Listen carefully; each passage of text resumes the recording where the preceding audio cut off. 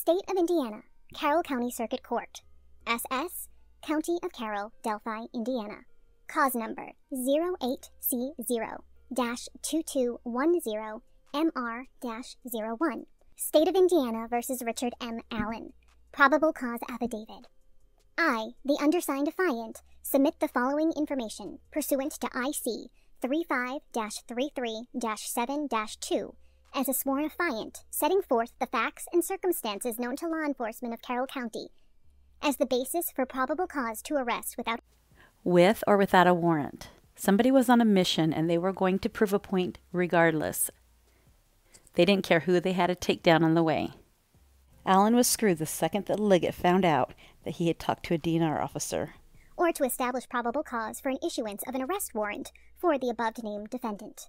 The facts and circumstances described below would be sufficient basis for a person of reasonable caution and prudence to believe that the accused has committed or attempted to commit the offense as described, that if arrested without a warrant, such would be authorized under IC 35-33-1-1. That the hearsay statements of witnesses contained herein are considered reliable and credible. It's interesting that they would use juveniles as credible and reliable witnesses when they all described seeing different things. Is this because they're easy to coerce into saying something you want them to say? Due to the witness's personal knowledge and or corroborated by the totality of the circumstances. That on February 14th, 2017, Abigail Williams and Liberty German were found deceased in the woods, approximately 0.2 miles northeast of the Monon High Bridge in Carroll County. Their bodies were located on the north side of Deer Creek. At the time, the Monon High Bridge Trail was approximately 1 mile gravel trail terminating at the Monon High Bridge. The Monon High Bridge is an abandoned railroad trestle approximately a quarter of a mile long, spanning the Deer Creek and Deer Creek Valley on the southeast end of the trail. Approximately 0.7 miles northwest on the trail from the northwestern edge of the Monon High Bridge is the Freedom Bridge, which is a pedestrian bridge spanning State Road 25. Approximately 350 feet west of Freedom Bridge was a former railroad overpass over Old State Road 25, also known as County Road 300 North. The trail terminates just west of the former railroad overpass. The majority of the trail is in a wooded area with a steep embankment on the south side of the trail. The entirety of the trail and the location of the girls' bodies were and are located in Carroll County, Indiana. Through interviews, reviews of electronic records, and review of video. Why no mention of what they got off the trail cams? At the Hoosier Harvest Store, investigators believe Abigail Williams and Liberty German were dropped off across from the Mears farm at 1:49 p.m. on February 13th, 2017 by Redacted. Actually, Kelsey's car was seen leaving at 1:49. It doesn't say when her car arrived like it does all the other. Remember, Libby still called her dad for a ride home. Kelsey told him to get their sweatshirts. They said their goodbyes, and Kelsey sat there and watched as they walked to the trailheads and didn't leave until they got to the trailhead. So there's no way that she arrived at 1:49 and left at 1:49. The Mears farm is located on the north side of County Road 300 North, near an entrance to the trails.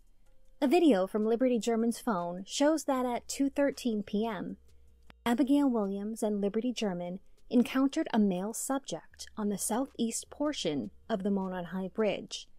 The male ordered the girls, quote, "Guys, down the hill," quote. No witnesses saw them after this time. No outgoing communications were found on Liberty German's phone after this time. Their bodies were discovered on February 14th, 2017. Why do they not mention the photo at 2:07 of Abby on the bridge? You know, the one that she's walking when there's no man behind her. There's nobody in sight. The video recovered from Liberty German's phone shows Abigail Williams walking southeast on the Monon High Bridge, while a male wearing a dark jacket and jeans walks behind her. As the male subject approaches Abigail Williams and Liberty German, one of the victims mentions, quote, "gun," unquote. Near the end of the video, a male is seen and heard telling the girls, "Guys, down the hill." The girls then begin to proceed down the hill, and the video ends. The video has been so secret, too, how long it is. First, it was like 2 minutes and 47 seconds. However many seconds it was. But you know what? I can bet we will never know how long it actually really was or what was really actually on there.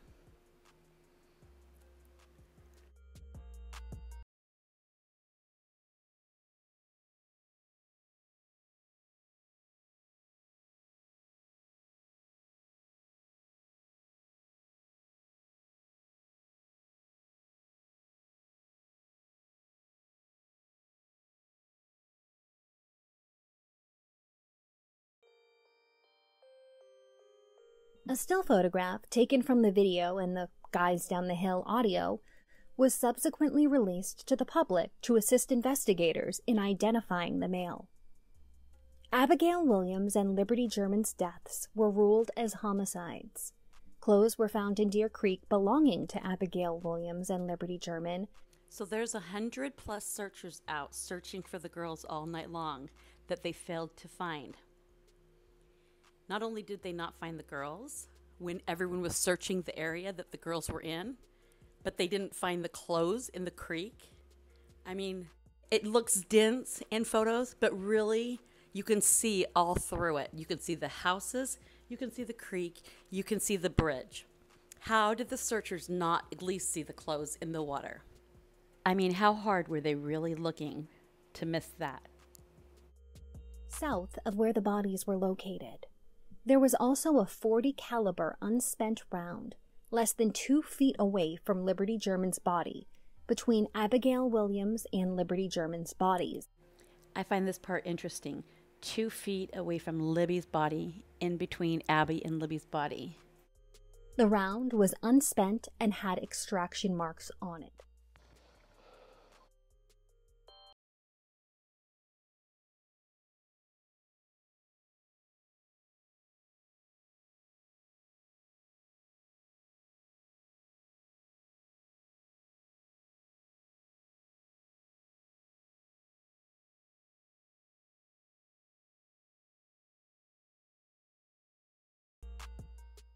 When getting a search warrant, you have to list the items that you are looking for, and you are only allowed to take those items for that warrant. So it's curious to me how they were able to prove to the judge that the gun that they were looking for was at Alan's house. Interviews were conducted with 3 juveniles, redacted and redacted. This part always throws me off. Interviews were conducted with 3 juveniles, redacted and redacted. Was it 3 or was it 2? Why is there only 2 redacted names? They advised they were on the Monon High Bridge Trail on February 13, 2017. They advised they were walking on the trail toward Freedom Bridge to go home when they encountered a male walking from Freedom Bridge towards the Monon High Bridge.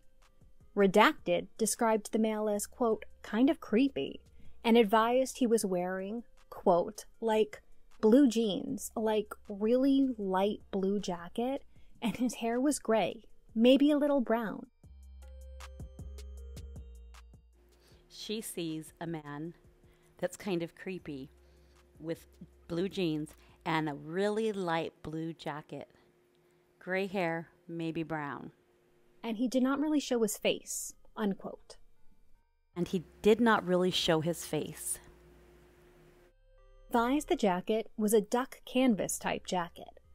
Redacted advised she said hi to the male, but he just glared at them.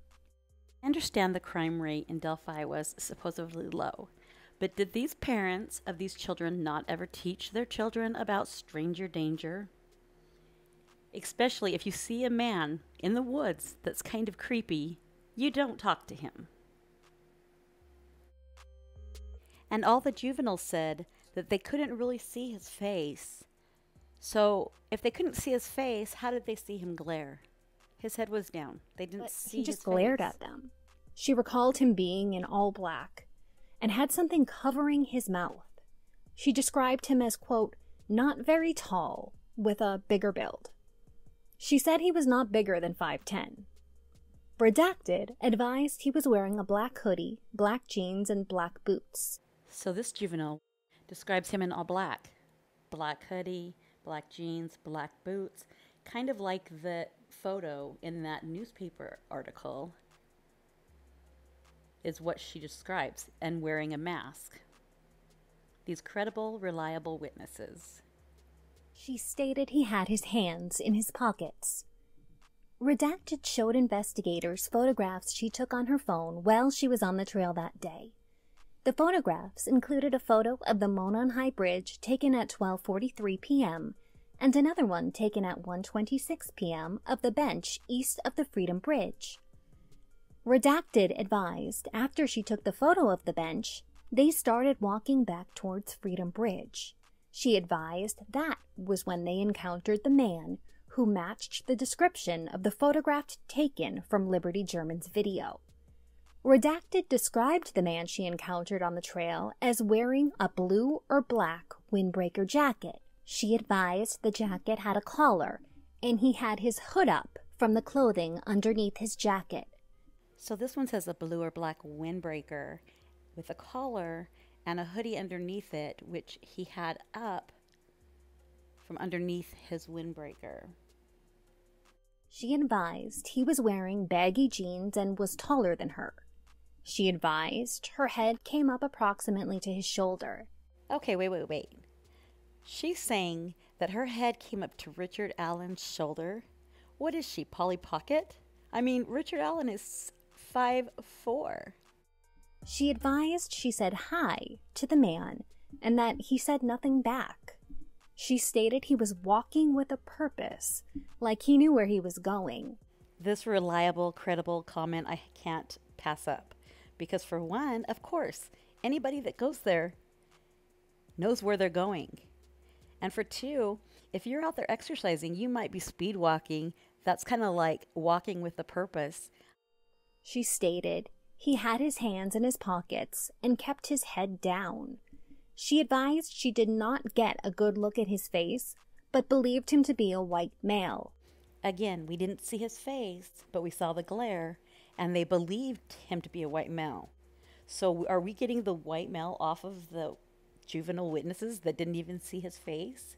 And where's the witness that we've been told all along saw a man with a reddish hair, and he was close enough to see him? He did not have blue eyes. Where is that witness in this probable cause? The girls advised after encountering the male, they continued their walk across Freedom Bridge and the old railroad bridge over State Road 25. Investigators spoke with Redacted, who advised she was on the trails on February 13, 2017. Video from the Hoosier Harvest Store captured Redacted's vehicle traveling eastbound at 1:46 p.m.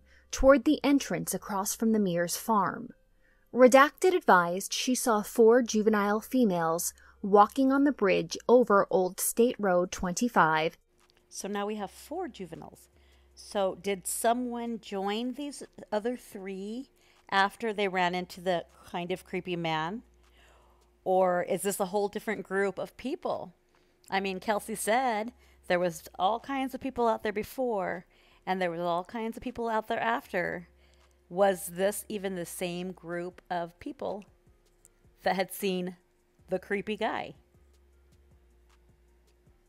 As she was driving underneath on her way to park, Redacted advised there were no other cars parked across from the Mears farm when she parked. She advised she walked to the Monon High Bridge and observed a male matching the one from Liberty German's video. She described the male she saw as a white male wearing blue jeans and a blue jean jacket. She advised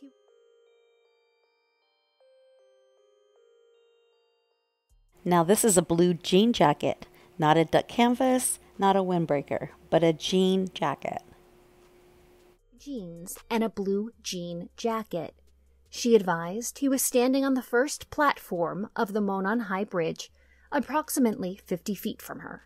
She advised she turned around at the bridge and continued her walk. She advised approximately halfway between the bridge and the parking area across from Mears Farm, she passed 2 girls walking toward Monon High Bridge. She advised she believed the girls were Abigail Williams and Liberty German. So this witness gets there at 1:46. She walks to the Monon High and heads back, and halfway back she runs into Abby and Libby, who were dropped off at 1:49. I mean, so if anybody was walking with a purpose, I would think that Mrs. Speedwalker here would have been the one. Video from the Hoosier Harvest Store shows at 1:49 p.m. a white car matching Redacted's vehicle traveling away from the entrance across from the Mears farm. But when did that white car arrive? There's a timestamp on every single one of the witnesses when they got there and when they left. All of them except for Kelsey's and Richard Allen's. You know when Richard Allen was coming but not leaving, and you know when Kelsey was leaving but not coming. All the others have arrival and departure times from the Hoosier Harvest Store.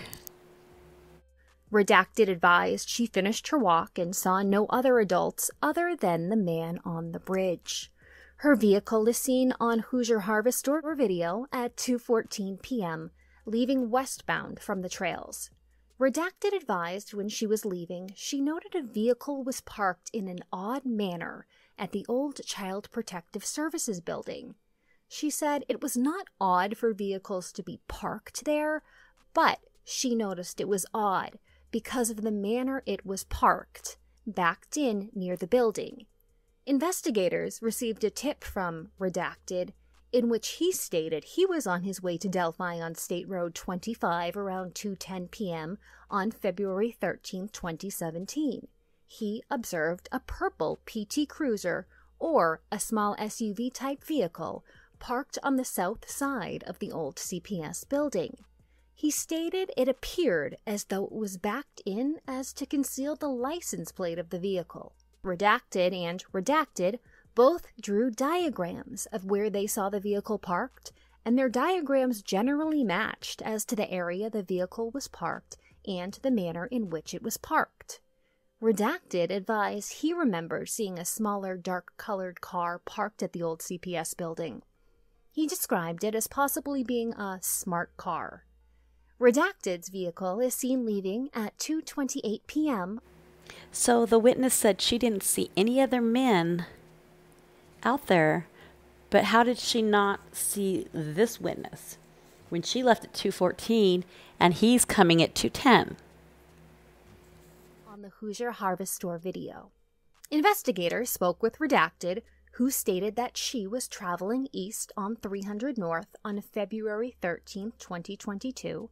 This is the witness that's a felon or had a felony for trying to kill her boyfriend by running him over with her truck. But magically, her felony charges of attempted murder were magically dropped. I wonder why. I think they mean 2017. And observed a male subject walking west on the north side of 300 North, away from the Monon High Bridge. Redacted advised that the male subject was wearing a blue-colored jacket and blue jeans and was muddy and bloody. So this woman in her car managed to see a man walking in dark blue or black that was muddy or bloody. Can you really see blood on black, for one? And for two, did she not say wet? Was he not wet? And she did all of this from her car. She further stated that it appeared he had gotten into a fight. Investigators were able to determine from watching the video from the Hoosier Harvest Store that Redacted was traveling on County Road 300 North at approximately 3:57 p.m. Through interviews, electronic data, photographs, and video from the Hoosier Harvest Store, investigators determined that there were other people on the trail that day after 2:13 p.m. Those people were interviewed, and none of those individuals encountered the male referenced above, witnessed by the juvenile girls, Redacted and Redacted. Further, none of those individuals witnessed Abigail Williams and Liberty German. And then there's the witness that saw the reddish hair with the not blue eyes. Carter says there were no witnesses. Lesenby says they know that there were people out there, but they don't know who they were. And then we have the woman that says she saw Abby and Libby, but now we're being told that nobody saw Abby and Libby. Kelsey says there was a lot of people out there that day, at least 20. And she did see people when she dropped Abby and Libby off. And what about the lull in time? Remember there was a lull? That's when the murder happened, when there was just nobody there. But it sounds like it was a pretty busy place. do kids like to hang out there and just hang out? Like, is that a hangout place? Yeah, lots of kids do. Like, even that day, there were 10, 20 kids there when I dropped them off, and even really? before. There were that many people there. But when I got there, like after my dad had been there, and I got there after, and we all started searching, there weren't as many as there were when I dropped them off. So I think maybe there was like a little lull in people there at the time everything happened.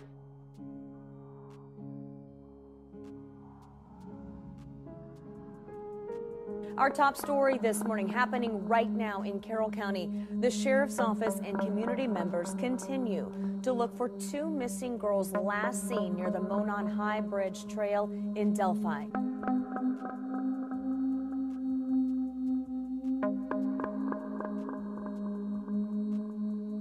Where are Libby and Abby? These two teen girls have not been spotted in nearly 24 hours. More than 200 people right now are searching for these two girls. Liberty German and Abigail Williams were last seen yesterday afternoon when they were dropped off near that bridge. The ongoing search for Libby German and Abby Williams. Oh, I have to dispute the notion that there were arguments under the bridge. Nobody's having conventions around here. These trails are vacant, no matter where I've been in Delphi or elsewhere in this region.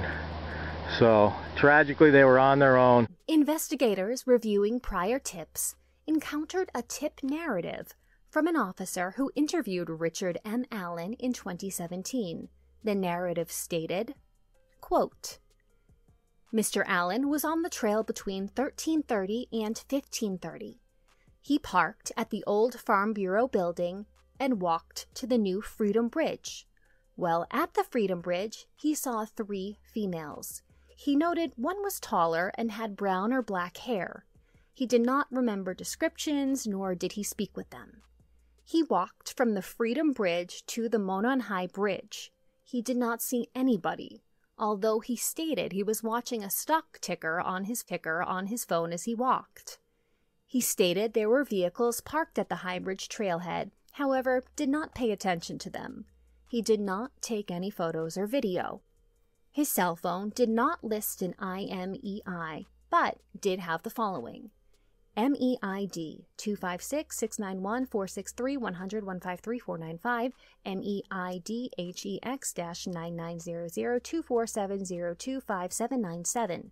Potential follow-up information: who were the three girls walking in the area of Freedom Bridge? End quote from investigator. Investigators believe Mr. Allen was referring to the former Child Protective Services building, as there was not a Farm Bureau building in that area, nor had there been. Investigators believe the females he saw included redacted, redacted, and redacted due to the time they were leaving the trail, the time he reported getting to the trail, and the description the three females gave. Investigators discovered Richard Allen owned two vehicles in 2017, a 2016 black Ford Focus and a 2006 gray Ford 500. Investigators observed a vehicle that resembled Allen's 2016 Ford Focus on the Hoosier Harvest Store video at 1:27 p.m., traveling westbound on County Road 300 North in front of the Hoosier Harvest Store, which coincided with his statement that he arrived around 1:30 p.m. at the trails. Investigators note witnesses described the vehicle parked at the old former Child Protective Service building as a PT Cruiser or a small SUV or a smart car. Investigators believe those descriptions are similar in nature to 2016 Ford Focus. On October 13, 2022, Richard Allen was interviewed again by investigators. He advised he was on the trails on February 13, 2017, and he stated he saw juvenile girls on the trails east of Freedom Bridge and that he went on to the Monon High Bridge. Richard Allen further stated he went out onto the Monon High Bridge to watch the fish. Later in his statement, he said he walked out to the first platform on the bridge. He stated he then walked back, sat on a bench on the trail, and then left. He stated he parked his car on the side of an old building. He told investigators that he was wearing blue jeans and a blue or a black Carhartt jacket with a hood. He advised he may have been wearing some type of head covering as well. He further claimed he saw no one else except for the juvenile girls he saw east of the Freedom Bridge. He told investigators that he owns firearms and they are at his home. Richard M. Allen's wife, Kathy Allen, also spoke to investigators. She confirmed that Richard did have guns and knives at the residence. She also stated that Richard still owns a blue Carhartt jacket.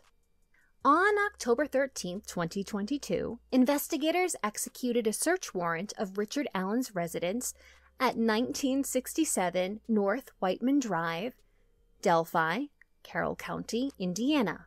Among other items, officers located jackets, boots, knives, and firearms, including a Sig Sauer Model P226 .40 caliber pistol with serial number U625627. Between October 14, 2022 and October 19, 2022, the Indiana State Police Laboratory performed an analysis on Allen's Sig Sauer Model P226. The laboratory performed a physical examination and classification of the firearm, function test, barrel and overall length measurement, test firing, ammunition component characterization, microscopic comparison, and NIBIN. The laboratory determined the unspent round located within 2 feet of Liberty German's body had been cycled through Richard M. Allen's Sig Sauer Model P226. The laboratory remarked, quote, "An identification opinion is reached when the evidence exhibits an agreement of class characteristics and a sufficient agreement of individual marks. Sufficient agreement is related to the significant duplication of random impressed marks as evidenced by the correspondence of a pattern or combination of patterns of surface contours. The interpretation of identification is subjective in nature and based on relevant scientific research and the reporting examiner's training and experience." End quote. Investigators then ran the firearm and found that the firearm was purchased by Richard Allen in 2001. Richard Allen voluntarily came to the Indiana State Police Post on October 26, 2022. He spoke with investigators and stated that he never allowed anyone to use or borrow the Sig Sauer Model P226 firearm. When asked about the unspent bullet, he did not have an explanation of why the bullet was found between the bodies of Abigail Williams and Liberty German. He again admitted that he was on the trail, but denied knowing Abigail Williams or Liberty German, and denied any involvement in the murders. Carroll County Sheriff's Department detective, redacted, has been part of the investigation since it started in 2017. He has had an opportunity to review and examine evidence gathered in this investigation. Detective Redacted, along with other investigators, believe the evidence gathered shows that Richard Allen is the male subject seen on the video from Liberty German's phone, who forced the victims down the hill. Further, that the victims were forced down the hill by Richard Allen and led to the location where they were murdered. Through the statements and photographs of the juvenile females and the statement of redacted, redacted, and redacted were at the southeast edge of the trail at 12:43 p.m., east of the Freedom Bridge at 1:26 p.m., and walked across the former railroad overpass over Old State Road 25 after 1:26 p.m. and before 1:46 p.m. They walked the entirety of the trail and observed only one person, an adult male. Redacted and vehicle is seen on Hoosier Harvest Store video at 1:46 p.m. and leaving at 2:14 p.m., and she stated she only saw one adult male.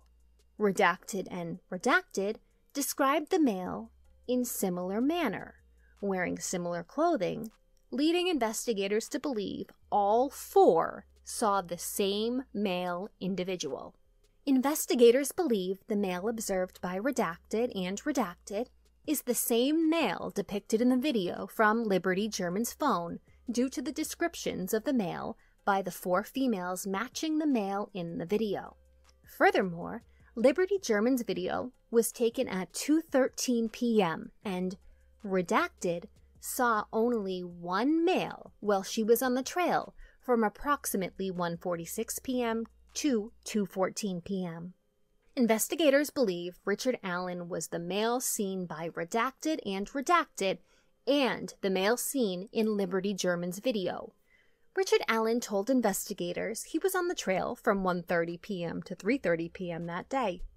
Video from Hoosier Harvest Store shows a vehicle that matches the description of Richard Allen's vehicle passing at 1:27 p.m. toward the former CPS building.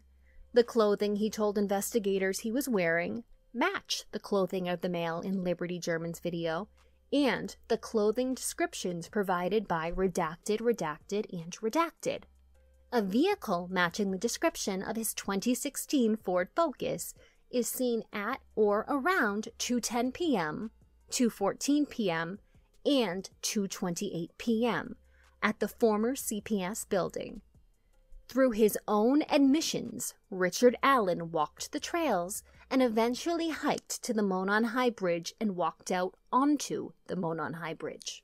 A male subject matching Richard Allen's description was not seen on the trail after 2:13 p.m.